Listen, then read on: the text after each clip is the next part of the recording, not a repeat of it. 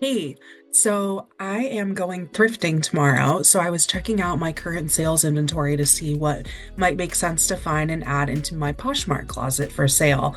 And I saw that Poshmark put out the Posh Insider for January 2025, which is perfect timing because now I get to see what's trending. So now I can look for specific items while I'm out thrifting, knowing that it is what buyers are searching for right now, so that I can maximize both my income from the item and minimize the time that it takes to sell specific things and keep them around in my closet, knowing that there's a high search volume for these items and buyers are searching now.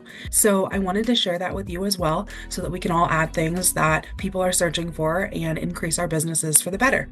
So Poshmark shared what is trending now so you can add these things to your closet. So, women's athletic shorts are up by 58%, they said. And that definitely makes sense given that people like to make New Year's resolutions in January for working out and exercising more. So, I would definitely get those into your closet and listed so that you can get them out the door quickly while resolutions are still happening and while people are gearing up for spring activities. Also trending, it says up by 13%, was men's suits and blazers and sport coats and blazers. I think that's pretty interesting. In my first video, I shared that men's item, that LL Bean robe, just flew out the door, and I was really not expecting that since I had never stocked men's items before. But this kind of validates my hunch that maybe I should look for some more men's things just to round out my closet and see if they sell well, because I really haven't tested that out yet. So let me know in the comments below if you sell men's items and if you think that they are worth stocking. Also trending up by 51% is women's boyfriend jeans. I think that makes sense. Those are just a staple for all year. And up 60% looks like kids' one pieces, bodysuits. That kind of makes sense as well. Lots of babies being born and keeping kids warm in the winter. So I know that I've sold quite a few kids' items as well out of my closet recently. So Poshmark also shared this really interesting change to the app. They're putting low start shows, which I think is pretty interesting here. And I think it's important that you pay attention to this if you're a seller, because as I'm reading it, it looks like they're going to automatically create low start shows as a live seller, which means that they're automatically going to put everything at $5 starts. And it looks like you can't change this once you've scheduled your show. So in the past, you've been able to do low start shows with the tag low start, and then you go in and manually change the auction details and the price for each individual listing. And it looks like now you're going to automatically have all of your listings start at $5. So if low start meant something different to you, like if you wanted to start at 3 or at 7, it looks like you're automatically going to be locked in at 5. So just make sure that if you're tagging your show as low start, you're prepared for that.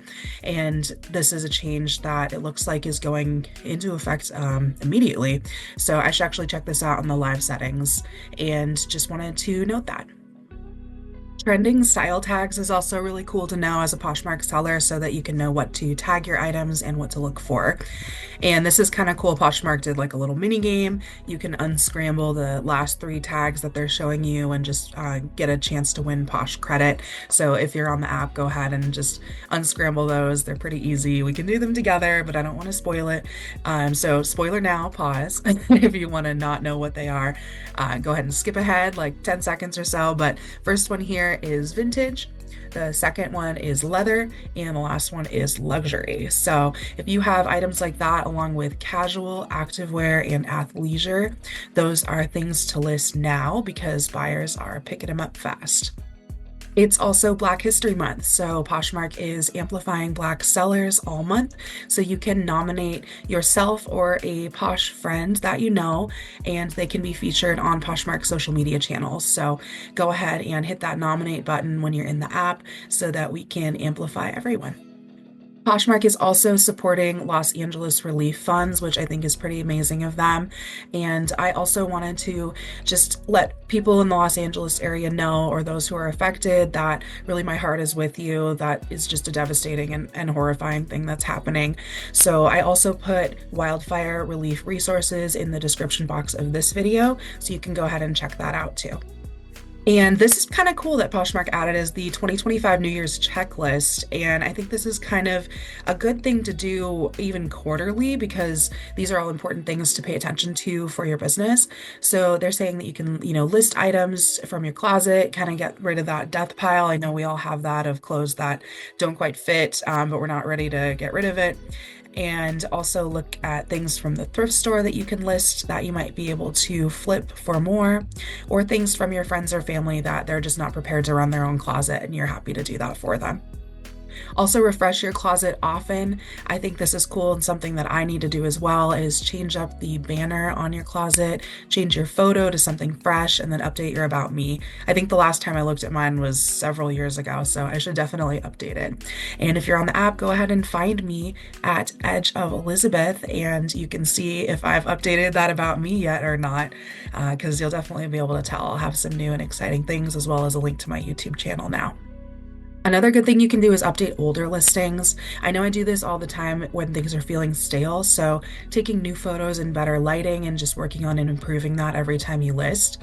Adding video to listings, because when you do that, Poshmark actually prioritizes you in the algorithm, pops up a little story on the homepage when people add a video listing.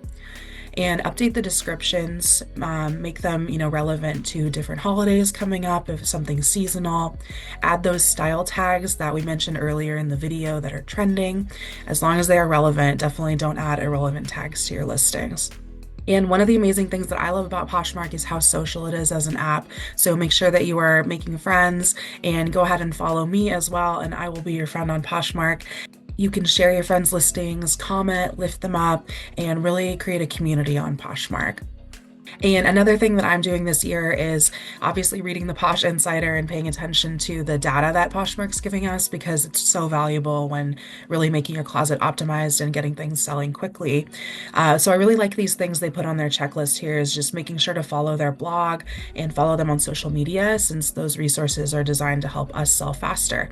So I really like that they gave this to us. I'm going to be reading it as often as they put it out, and let me know if you read it as well and if you had any thoughts. I know that leather was trending as a tag, and I definitely agree with that. I sold a couple of things that were made out of leather from my closet recently, and I think that's something to keep in mind as you're on thrifting trips or sourcing missions, or if you're a handmade seller like me, is really just paying attention to the things that people are buying now and creating your work to tailor that, or creating listing descriptions that are more relevant to those trending searches, and really just paying attention to what your audience and your community is asking for, because ultimately that's going to create more sales for you and create more loyal buyers who really love the items that they are buying. And that just makes it more fun for everyone. It makes it fun for people to purchase things and to feel like they're supporting someone that they believe in. And it makes it more fun as a seller and kind of shakes things up, keeps it from getting boring, since it can be kind of an isolating type of job where you're really working for yourself and working alone. So creating a community like I've created here on YouTube, and I'm so excited to get to know you. So please share in the comments below who you are, if you're a seller, if you're just getting started, what your social media handles are, or your Poshmark closet, types of things that you sell and you feel like are trending in your closet. And let's just get to know each other, because I'm excited for this journey. So thank you so much for watching. I'm looking forward to hearing what you have to say as well. And remember to follow me. My Poshmark closet will be right here. I am at Edge of Elizabeth.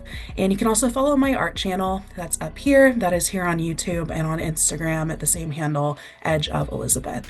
So thank you. Have an awesome day and happy selling.